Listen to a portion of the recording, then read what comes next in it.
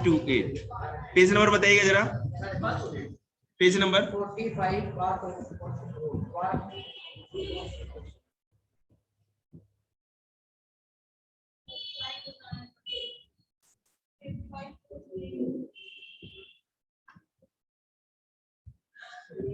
देखिएगा।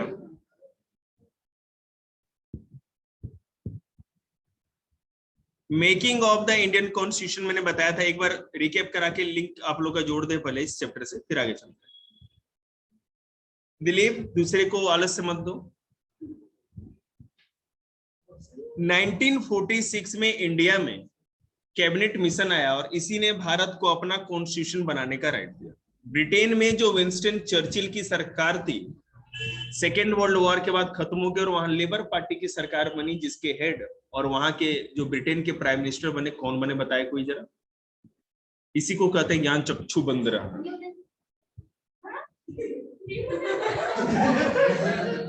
टाइम कम है, हंसने के लिए टाइम नहीं है। याद है किसी को ब्रिटेन के कौन प्राइम मिनिस्टर बने थे? तो केवल आप लोग ये भूंजा चनाचूर फांकते हो और ज्ञान। रॉबर्ट आइंस्टीन, लॉर्ड एटली। एटली भी बोल देंगे तो चल जाएगा, तो उसको क्यों बोल रही है? कॉन्फिडेंस नहीं है तेरे में इसलिए उसको बोल रही है। तो अब तेज बोलो ना फिर, मतलब तू सुनाई नहीं पड़ेगा तो तू ऐसे पूरी क्लास में पास करते जाएगी क्या? देखिए, लॉर्ड एटली ब्रिटेन के उससे प्राइम मिनिस्टर थे और उन्होंने कैबिनेट मिशन इंडिया में भेजा। और कैबिनेट मिशन में यह था कि सबसे पहले उसने इस चीज को डिनाई कर दिया कि दो देश तो नहीं बनेंगे, भारत पाकिस्तान नहीं बनेगा। उसने ये थ्योरी दी कि भारत में जितने भी राज्य हैं, जितनी भी रियासतें हैं, स्टेट्स हैं, वो जैसे चाहे वैसे कंबाइंड हो सकती हैं और भारत को एक यहां पर इलेक्शन कराया जाए और हर 10 लाख जनसंख्या पे एक सीट हो, जो उस सीट पे जीतेगा वो कॉन्स्टिट्यूएंट असेंबली या संविधान सभा में भाग लेगा as a member of constituent assembly और संविधान सभा का सदस्य। और तब से कानून बनना स्टार्ट हुआ। अब ये मत पूछिएगा नेहरू रिपोर्ट क्या था, ये मत पूछिएगा कराची अधिवेशन क्या था, मैंने इतनी गंगा ज्ञान गंगा पली बाहर रखी। तो बताइए भैया नेहरू रिपोर्ट में क्या था? मोहनदास के शिष्य ज्ञान की गंगा बहाएं। बताओ भैया, आ रहा हो, तुम बहुत दिन बचे रहते हो। नेहरू रिपोर्ट क्या थी, आ रहा हो? पता है या नहीं?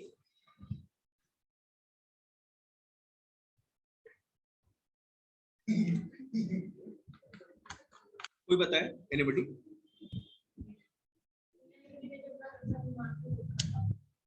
उस नेहरू जी का पूरा नाम बताइएगा जरा। हाँ हाँ, देखिए, ये तो अच्छी बात है। पापा जी थे। पापा जी ने क्या किया उसमें? हाँ, ठीक जा रही है।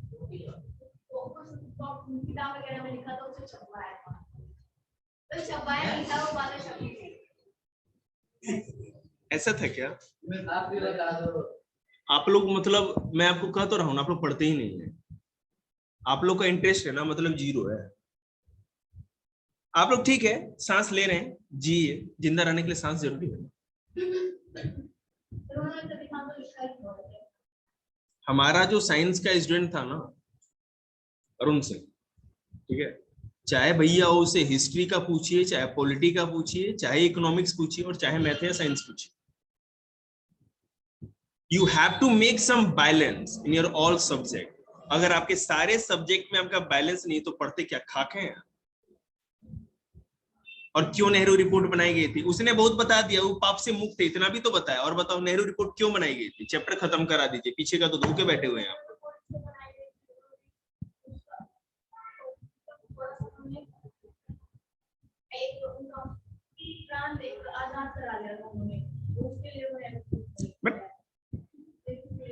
हाँ, तो जो हंस रहे हैं वही बताएं। मुस्कान, तुम भी तो कुछ बोलो बहन।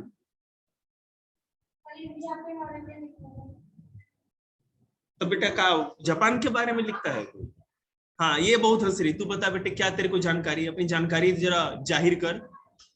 सीधे बैठ बेटे, पहले सीधे बैठ, स्पोर्ट्स पर्सन है। सांस रोक के बैठने वाले बच्चे, तुम भी बोलो कुछ। नेहरू रिपोर्ट 1928 में आई थी, इससे ठीक पहले इंडिया में क्या हुआ?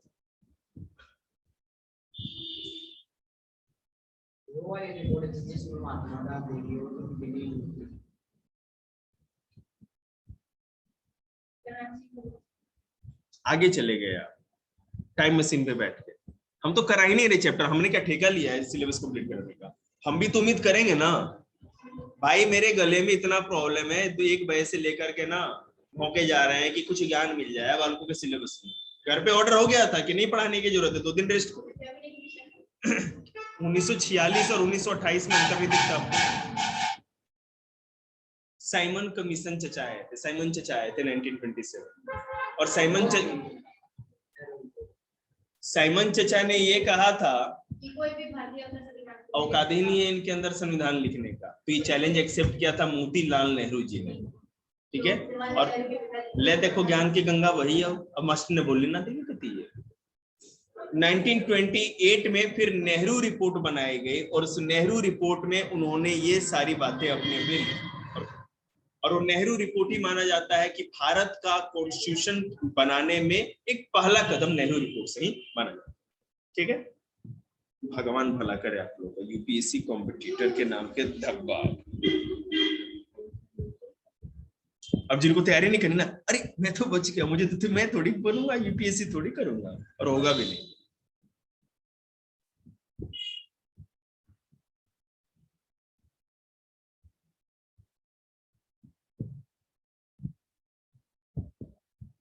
चलो भाई, हमें क्या करना।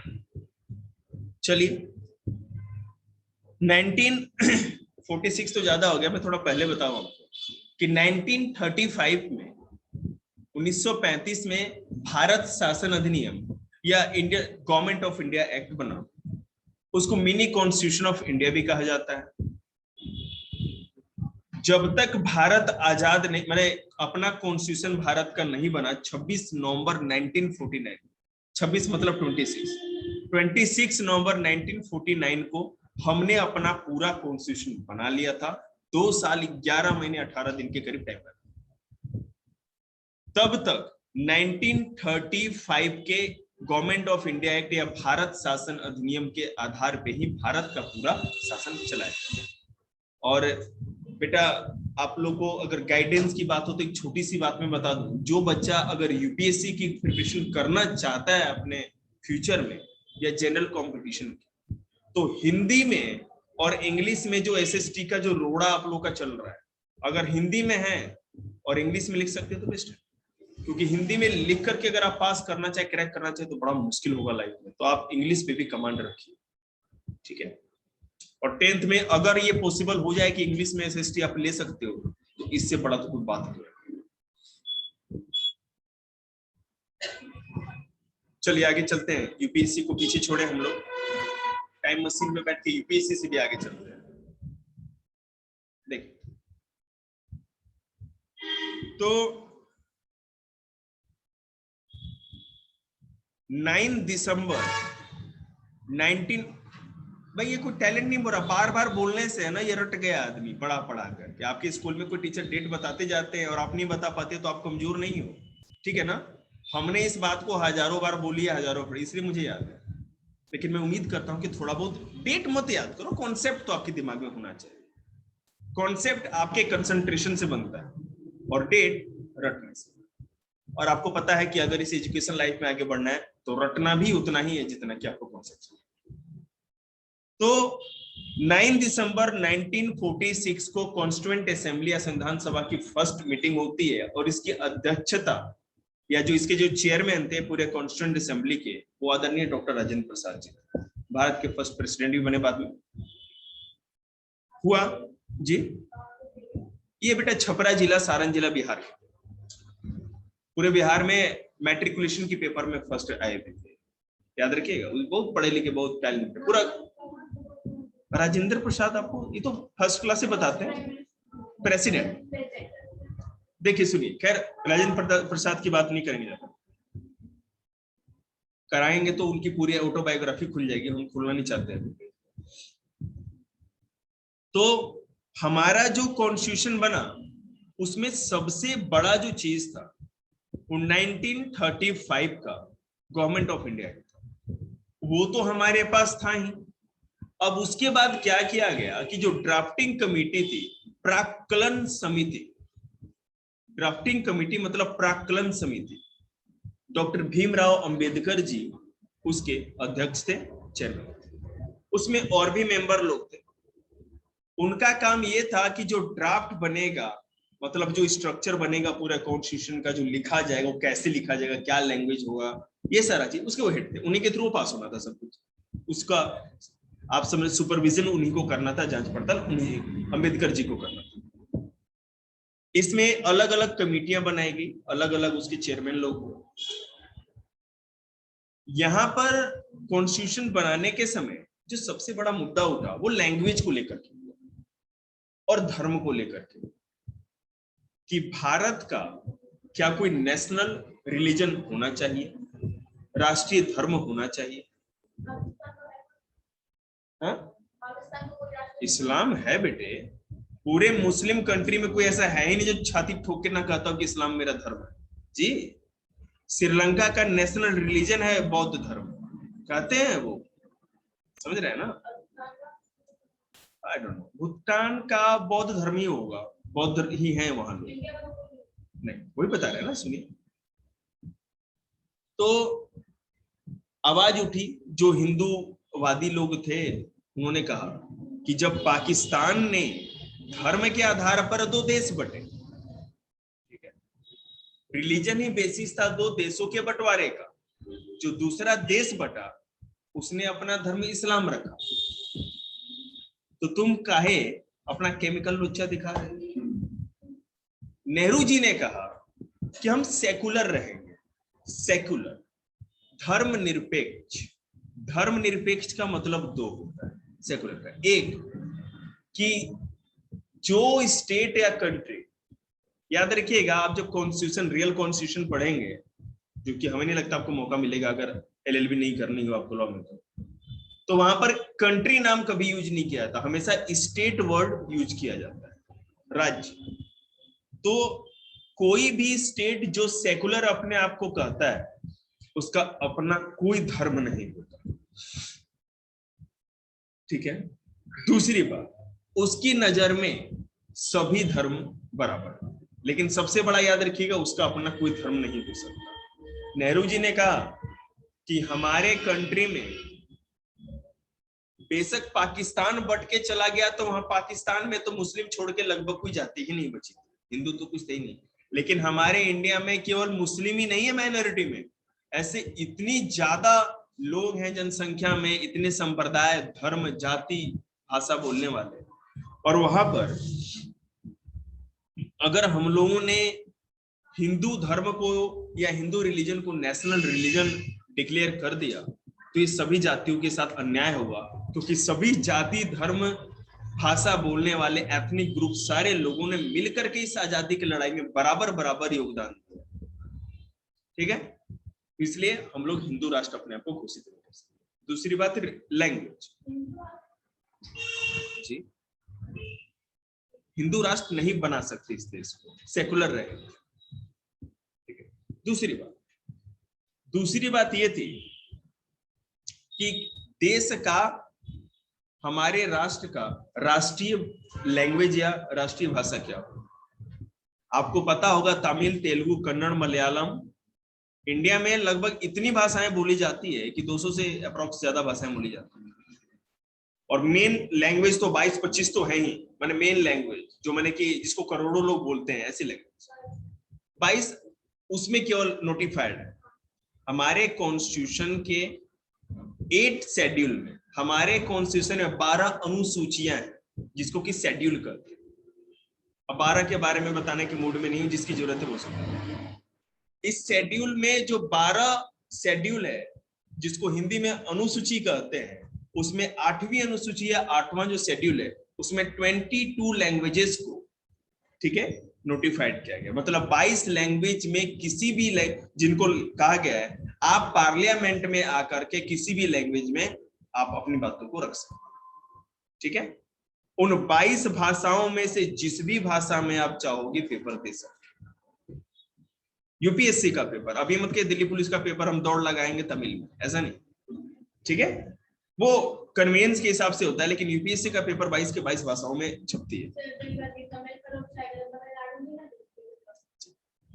तो क्लियर है। तो भाषा, सब लोगों ने बोला कि हिंदी को राष्ट्रीय भाषा कर दिया जाए, तो किसी ने कहा पूरे महाराष्ट्र में हिंदी नहीं बोली जाती, तमिलनाडु, कर्नाटका, केरला, आंध्र प्रदेश, है ना, उड़ीसा, पश्चिम बंगाल, पूरा नॉर्थ ईस्ट, हिंदी तो बोली नहीं जाती। तो कि 4-5 स्टेट ऊपर बोलते हिंदी, उसके आधार पे अब हिंदी को कैसे राष्ट्रभाषा बना सकते? हाँ, गुजराती बोलते हैं बिल्कुल, ठीक है ना। हाँ, नहीं प्योर की बात नहीं, लेकिन फिर भी हिंदी बोल भी लेते हैं ना। तो इस आधार पे, हाँ थोड़ा कर लो वार्तालाप इसी बात। क्या बोलते हैं कि एक चीज तो निकल आए सारे लोग हैं। हाँ। तो ये हिंदुस्तान नाम नहीं, हिंदुस्तान हम, हाँ बहुत अच्छा शब्द बोला आपने। हम लोग का हिंदुस्तान नाम आपको किसी भी गवर्नमेंट गजेट में दिखेगा ही नहीं। वी भारत नाम होता है, ठीक है ना। हम लोग कभी हिंदुस्तान तो हम लोग है नहीं, वो तो बाहर से जो लोग अरेबियन लोग आए थे उन्होंने इसका नाम हिंदुस्तान कर दिया।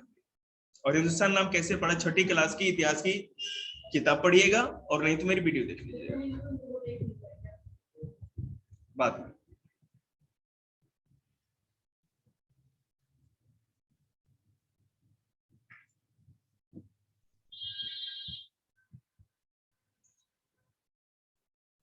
हाँ, तो जैसा कि आपको पता है, यहां तक तो समझ गए, जहां तक समझाया। हमारा पूरा का पूरा संविधान 26 नवंबर 1949 को बनके तैयार हो गया था, लेकिन लाहौर सेशन, कांग्रेस का लाहौर सेशन 1929 में हुआ था। 31 दिसंबर, मतलब 31 करते हैं 31 को, 31 दिसंबर 1929 को लाहौर सेशन हुआ था कांग्रेस का। वहां पर जवाहरलाल नेहरू ने पूर्ण स्वराज, टोटल इंडिपेंडेंस की घोषणा की कि अब हमको आधा अधूरा ये वो नहीं चाहिए, पूरा का पूरा आजादी चाहिए, पूरा स्वराज चाहिए। और उसी दिन को भारत का प्रथम स्वतंत्रता दिवस भी मनाया जाता है, ठीक है, 26 जनवरी के। तो 26 जनवरी 31 दिसंबर के बाद तो आपको पता है 1929 के बाद तो 1930 आ गया, ये तो समझ में आ ही रहा होगा आप लोग। तो 26 जनवरी 1930 को घोषणा की गई, भारत में हर गली गली चौराहे पर हर जगह हम लोग तिरंगा झंडा फहरा रहे हैं।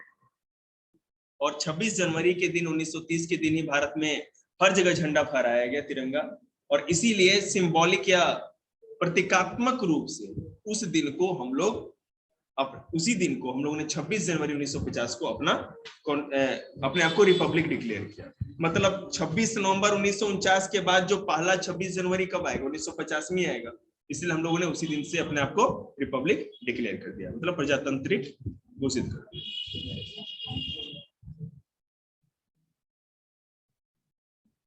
मैं यही सोच रहा हूं कि 12वीं और 10वीं को पढ़ाऊंगा कैसे। हमारा तो अब ये टेटुआ दब गया, टेटुआ इसको करते हैं, अब तो अवजवे नहीं निकल ना बनाते बेटे। दिसंबर और अक्टूबर में को पढ़ने आएंगे, क्या कहते हैं उनका बैच पर, है कि नहीं? वो चालू बन रहे हैं, उनको पता नहीं क्योंकि गुरुजी यहाँ बैठे हैं। अरे यार, तो उस समय मार्केट डाउन था, अब ठीक है, अन्याय हो जाएगी ना। मेरे पास 1 से लेकर के हम 8 बजे तक पढ़ा सकते हैं। हमारे पास जो बच्चे 2 साल से पढ़ रहे हैं, 1 साल से पढ़ रहे हैं, उनको धोखा देकर उनका टाइम काट काट के 11th का बैच क्यों बनाएंगे भाई हम? तब तो 45 मिनट ही पढ़ाएंगे ना उन बच्चों को, टाइम काटेंगे तभी तो पढ़ाएंगे। और आपको पता है कि ईमानदारी का दूसरा नाम ही तो रोहित चौधरी। हम भाई ईमानदारी नहीं छोड़ सकते, चाहे कुछ भी छोड़, ईमानदारी नहीं छोड़ेंगे। सुबह भैया गृह शास्त्र पढ़ते हैं, होम साइंस जी, समझ गया?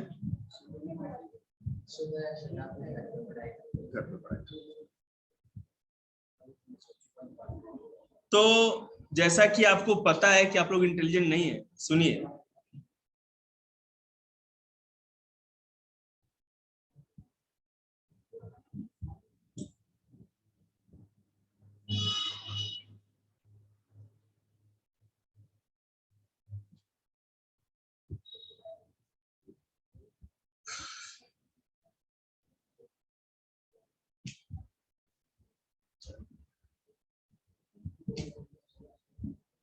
Guiding value of the Indian constitution, Bharat का जो कॉन्स्टिट्यूशन बना उसका मार्गदर्शक क्या बना?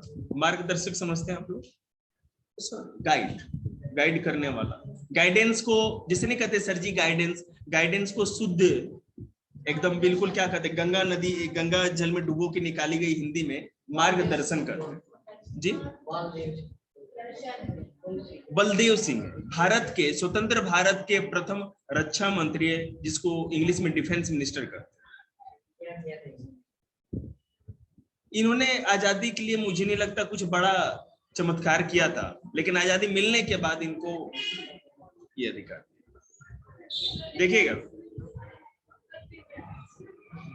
कुछ नहीं करते, मर गए और क्या करेंगे, अब तो मर गए।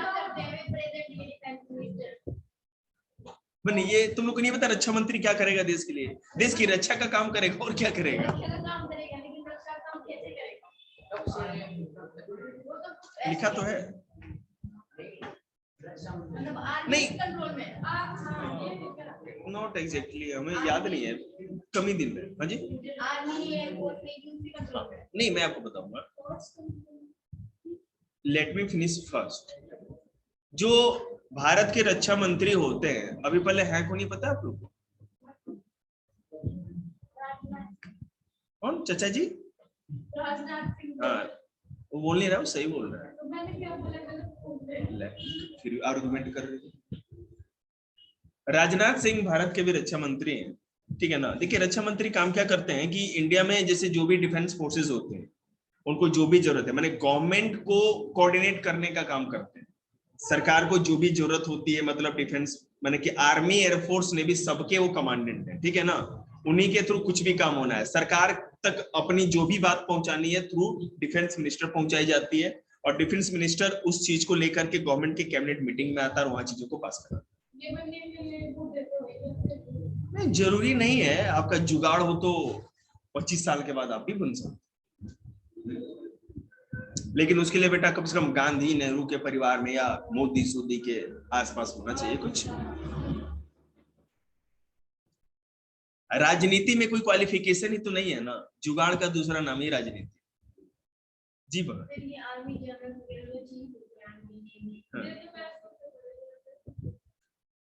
बहन आप बोलो, ये तो पैसा पे चली गई, हटा दिए।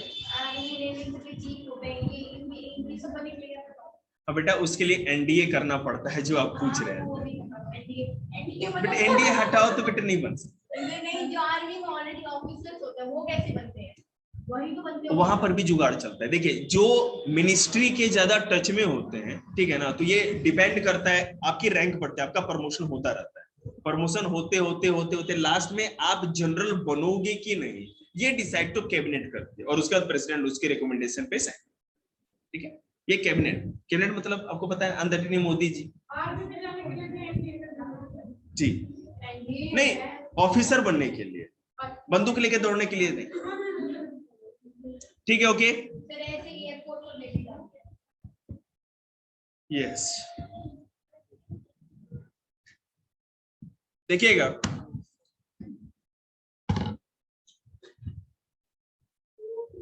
देखो ऑक्सीजन की कमी होगी, ये म्यूजिक कौन निकाला? आप म्यूजिक निकाले, ऑक्सीजन की कमी हो रही है। फोन दिए बेटे, हमारा फोन मिलना किस्मत की बात है, काम करो ना बेटे। क्यों तुम 8 बजे तक हो, मम्मी ना लेके जा रही तेरे को 8 बजे से पहले, एक सब्जेक्ट का नहीं कंप्लीट हुआ, गलत आदमी के पास आ गया पागल कहीं का, तेरे को ही नहीं पता तू गलत जगह आ गया है बेटे। यहाँ पर तो कानून हमारा ही चलता है, वो बात अलग है बाहर निकलते कोई बुद्धि चमका दे, लेकिन इसके अंदर तो अंदर वाले बच्चे बाहर वही करे ना, बाहर निकाल के कुछ चमका सकता है, अंदर नहीं चमकाता। ये मेरा अनुभव ना, पाइप बिना पाइप का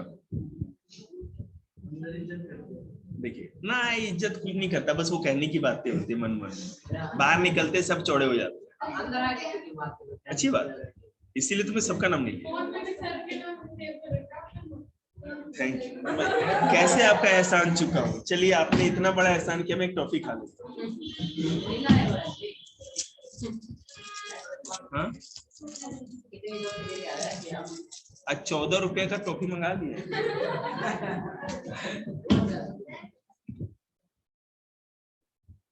थक गया बाबू, वो हमारा मुंह देखेगा तब मानेगा।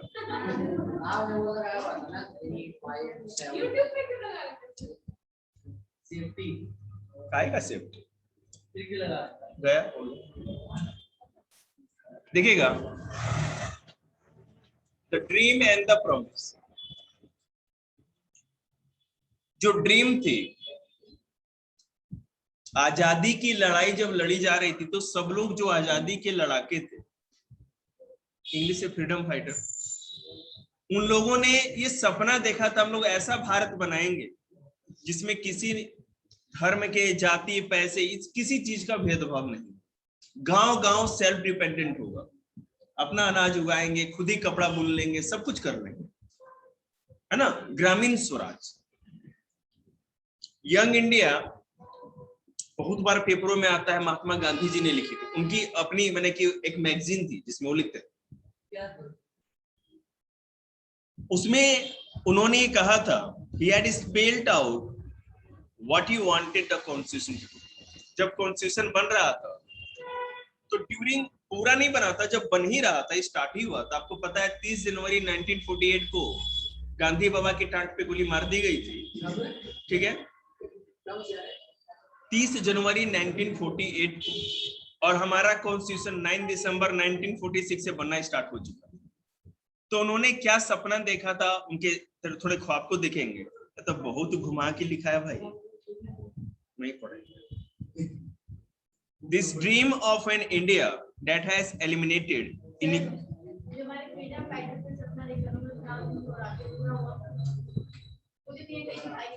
obviously not, कैसे होगा? कानून की किताब बना दी गई, ठीक है ना, मेरी बात समझिए, कानून की किताब बनाने की जरूरत ही क्यों पड़ी?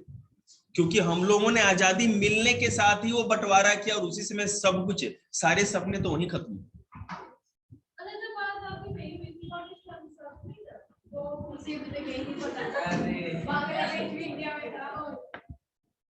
ठीक है,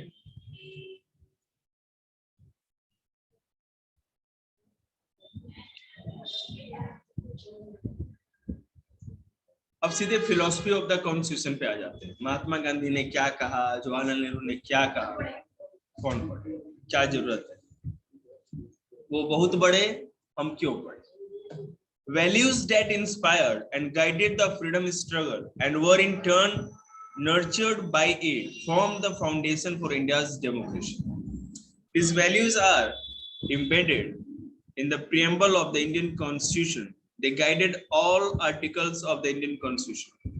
The Constitution begins with a short statement of its basic values. चलो मैं आपको बता दूं क्या फायदा है।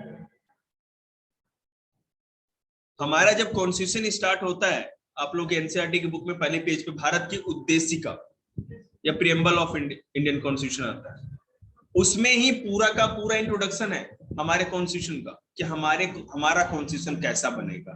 ये पूरे के पूरे 395 आर्टिकल्स जो लिखे गए हमारे कॉन्स्टिट्यूशन में, ये किस चीज को टारगेट करके लिखे गए हैं, इसको लिखे, ये किस चीज से प्रेरित हुए, कौन इसको इंस्पायर्ड करता है?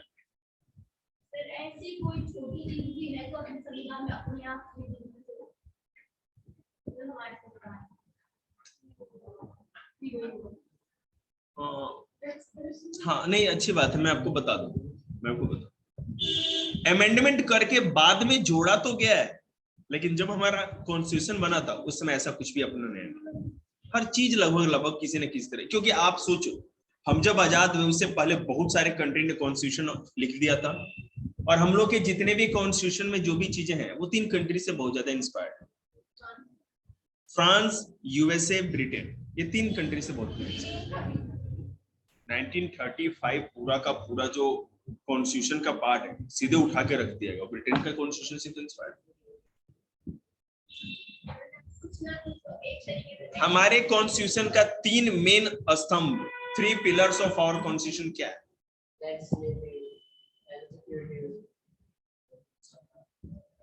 हाँ ठीक है, पार्लियामेंट।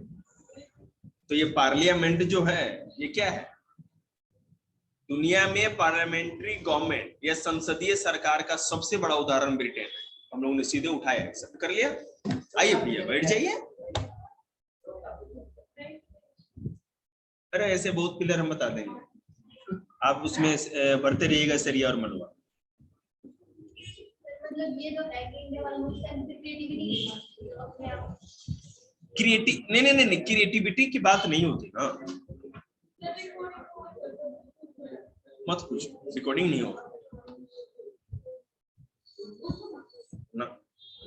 लास्ट पेज बचा कर तुम 1 मिनट है और हम पूरा टाइम पे खत्म कर देंगे। इसमें भी और से कुछ भी नहीं है। इंस्टीट्यूशनल डिजाइन में वही है कि लेजिस्लेटिव, एग्जीक्यूटिव एंड जुडिशरी, 3 चीजों को हमने एक्सेप्ट किया, उसी आधार पर। आप लोगों का भगवान भला करे। गांधी जी के नाम पे घर जाके केक